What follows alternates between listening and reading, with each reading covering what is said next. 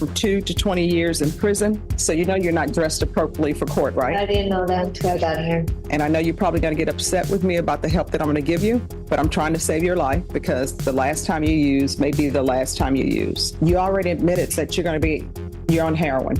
That's not a good. All right, guys. Today we've got a wild courtroom moment featuring Judge Boyd and a defendant who, believe it or not, actually showed up to court high.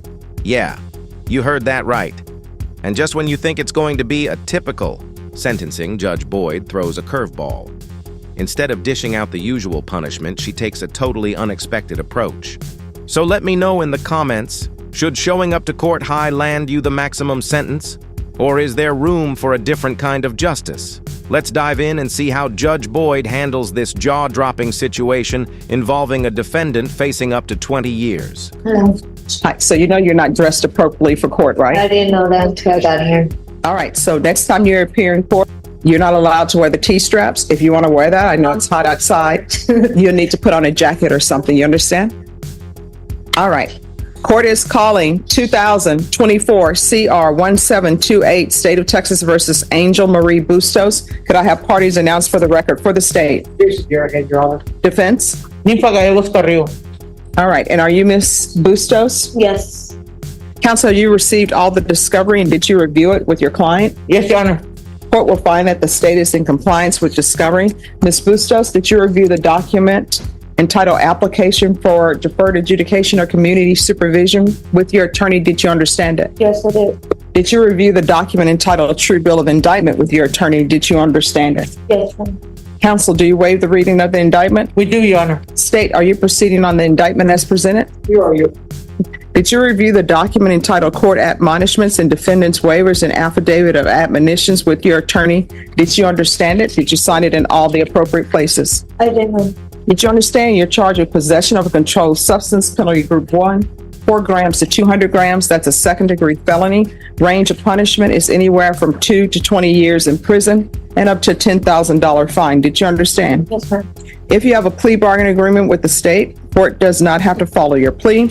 If for any reason the court doesn't follow your plea and gives you more than you bargained for, the fact that you entered a plea will not be used against you and you will be allowed to withdraw your plea. Did you understand? Yes, ma'am. Then to the offenses charged, how do you plead? Guilty, not guilty, or no contest? Yes. State, any evidence? All right, after reviewing state's exhibits 1 and attachments, the court will find there is sufficient evidence to find you guilty. Court will defer finding of guilt as you've applied for deferred adjudication. Are you proceeding with sentencing? Yes, Your Honor. Anything you wish to say on behalf of your client? Your Honor, we would like to ask the court to some assistance with the fine. The state has already lowered the fine, so she can. I'll probate the fine. Okay, thank you, Your Honor. And also, she needs some help with drugs.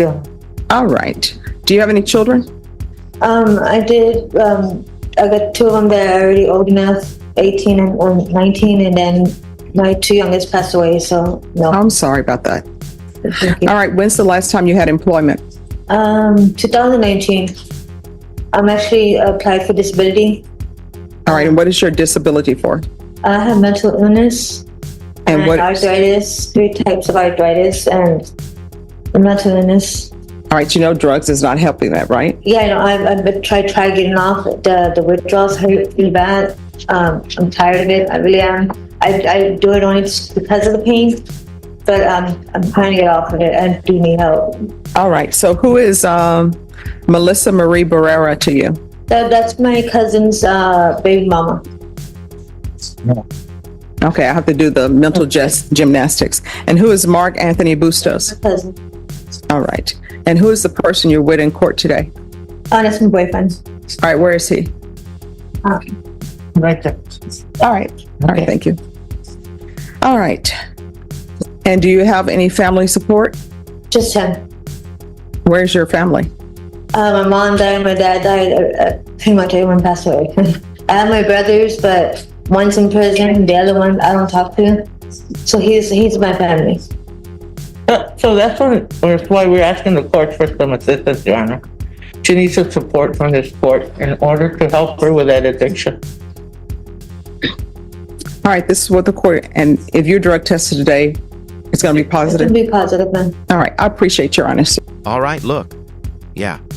This woman is clearly high as a kite right now. No doubt about it. But honestly, you kind of have to feel for her a little bit. She actually comes across as a sweet person. And trust me, that's saying something. Coming from me, the same guy who usually doesn't hold back when it comes to calling out judges or defendants who mess up. There's just something about her that makes you think, maybe, just maybe, she could turn things around. You get the sense that she's been through some serious struggles, probably had a rough upbringing. And hey, we've all been through tough times. Maybe not drug addiction, but still. Life hits hard sometimes, and it's tough not to empathize with someone who's clearly been dealt a rough hand. Legally speaking, her condition might actually raise questions about whether she's even competent to stand trial right now. If she's not mentally fit for court, her case could potentially get tossed until that's sorted out. But what do you think? Does she deserve another shot, or is she just way too far gone in this moment? Let's get back into it and see how things unfold. I'm going to give you help today, and I know you're probably going to get upset with me about the help that I'm going to give you, but I'm trying to save your life because the last time you use may be the last time you use. Okay. So I'm going to do $1,000 fine. It's going to be probated. I'm going to give you 6 years deferred adjudication, proof of employment, or SSI within 30 days. There should be no employment as a home health care provider or with minors. There should be no unsupervised contact with minors. There's going to be regular reporting by Zoom or in person. We're going to do the UA hotline. Going to do a TAP evaluation, felony drug court referral, and Esperanza court referral. That's going to take place in custody. I'm going to ask for 120 sober meetings in 120 days.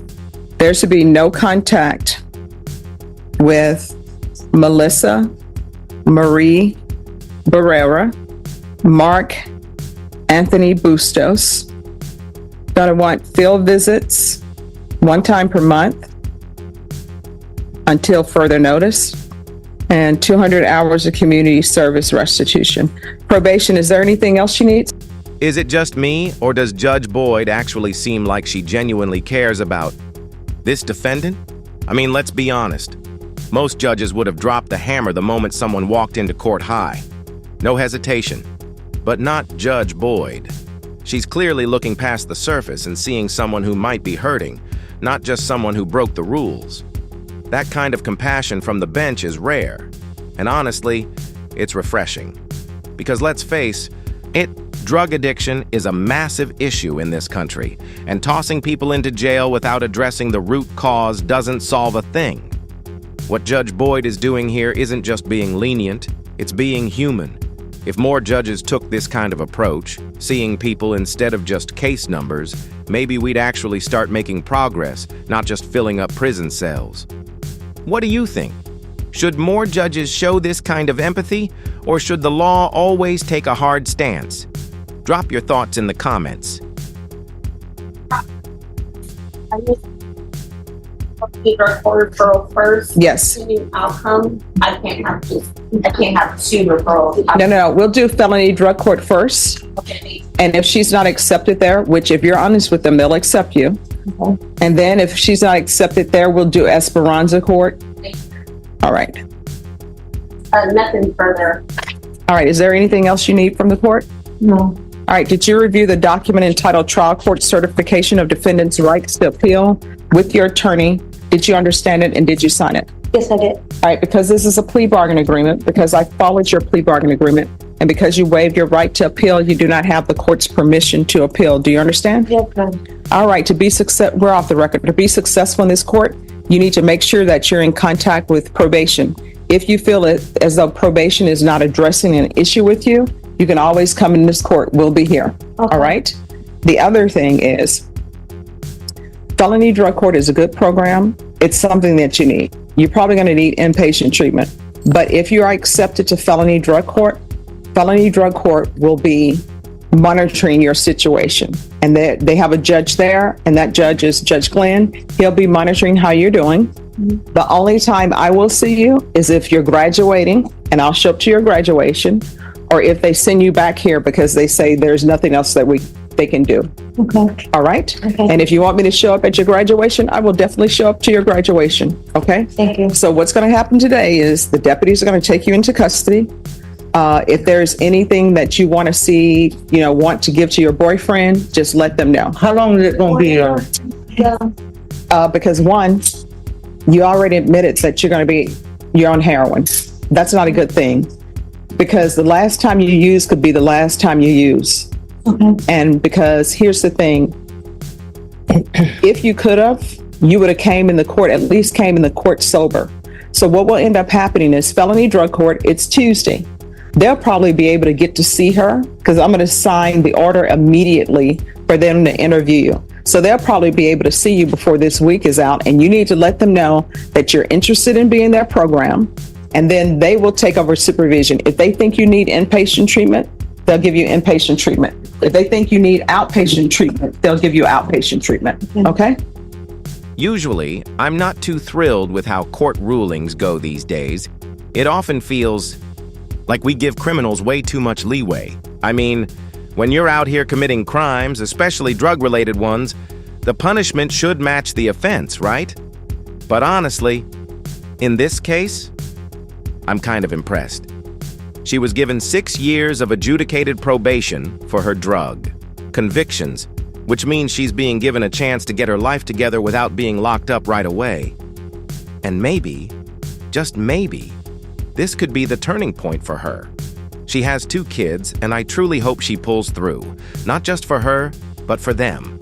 Let's be real though, the way we handle addiction in the US is seriously flawed. We throw people in jail for using, but we rarely give them real tools to get better. In my opinion, we need to invest more in rehabilitation, not just punishment. But hey, that's a rant for another day.